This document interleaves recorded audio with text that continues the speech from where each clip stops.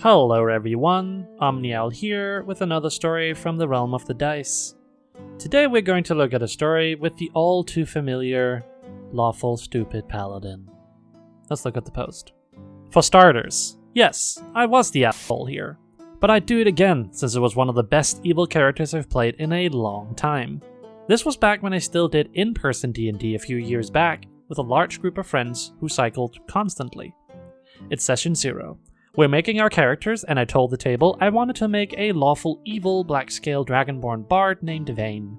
DM asked what I hoped to accomplish with a character like that, and I said, with everyone present, I want to put him in a seat of power in the government so he can live a comfortable life and make rules.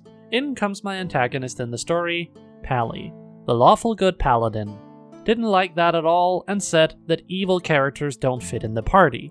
I asked DM, and he allowed it on the grounds that I make him able to work well with the party. I accepted, since that was my intention anyway. I crafted Vane to be a well-spoken storyteller mastermind who would always weave tales with a bit of arrogancy to them. The other party members loved him, but Pally's character always kept suspicion on mine. Can't tell if it was detect evil or out of character, but it wouldn't stop me. Dozens of sessions later, I've played my cards carefully, making sure my character always got within earshot of the leading political figureheads of their connections.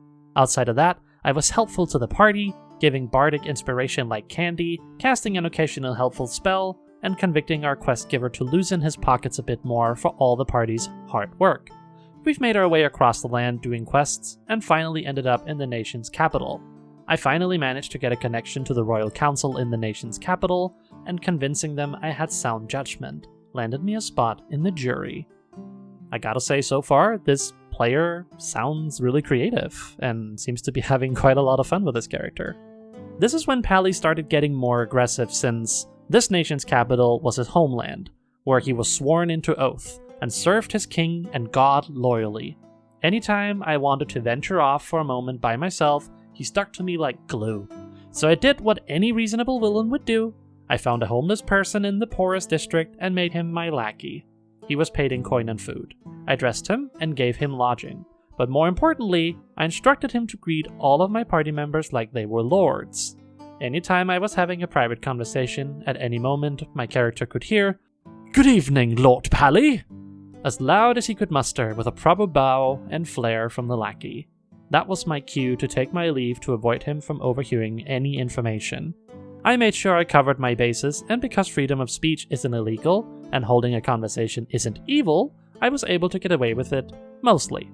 This is a very interesting twist on the whole, hey Paladin, maybe you should go look for some evil out in the woods while we, question this guy. Torture. That's a very, very clever way to do that. Now it was time for the final nail in the coffin. While we were on our way to see the king and talk about the big bad evil guy, there is a young girl playing in the garden by the castle. We soon find out she's the princess, and next in line to the throne. Naturally, my character approaches her and starts to dazzle her with folk tales and stories of the world. She's entertained and overjoyed. She asks to hear more, and so begins a long ritual of visits to the castle to weave tales into the ear of a child. When I was away, I'd have letters sent with tales to keep her entertained further. Then, during one visit, I gave the princess a sob story about how cruel and unjust the world is, and if I were in a position of power, let's say a member of the royal council, then I could help ease the cruelty of the world. Since this is all in person, the party heard all of this. Out of character, they understood my actions from start to finish. Needless to say, this pissed Pally off, so he took matters into his own hands. I broke from the party on my way to visit the princess again, but this time Pally followed me, while the party went out drinking across town. In a lone hallway, he grabbed my character and pinned him to the wall. Since I couldn't contest his strength, I convinced him to release me in a proper bard manner. "Pally? Have you been harboring feelings for me? If you wanted a kiss, you should have just asked." Disgusted, he threw me to the floor, which I used as an opportunity to make a mad sprint for the prince's room. He used command and ordered me to drop. He threatened to kill me to protect the crown. I told him I took no evil actions against the crown. He apparently had enough of my lies and wanted to smite my character.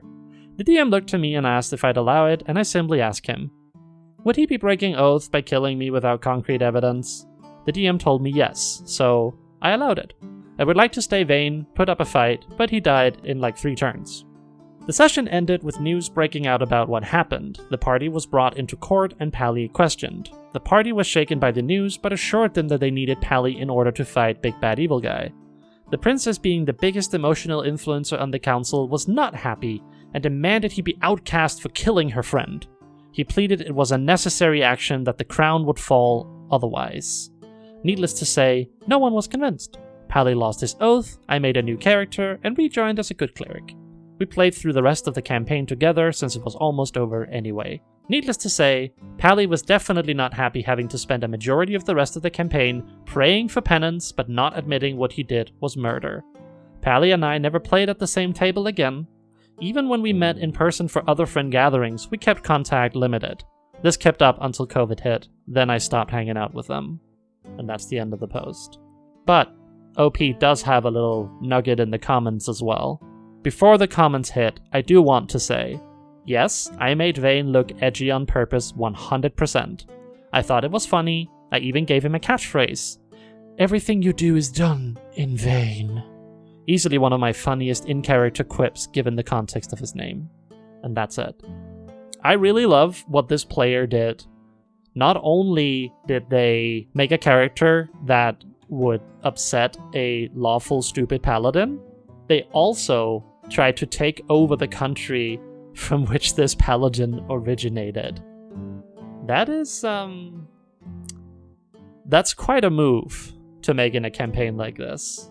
Good on them for having a lot of fun with it though. And it seems like the rest of the party, except for the paladin, had a lot of fun too. So good on them. And that's it for today.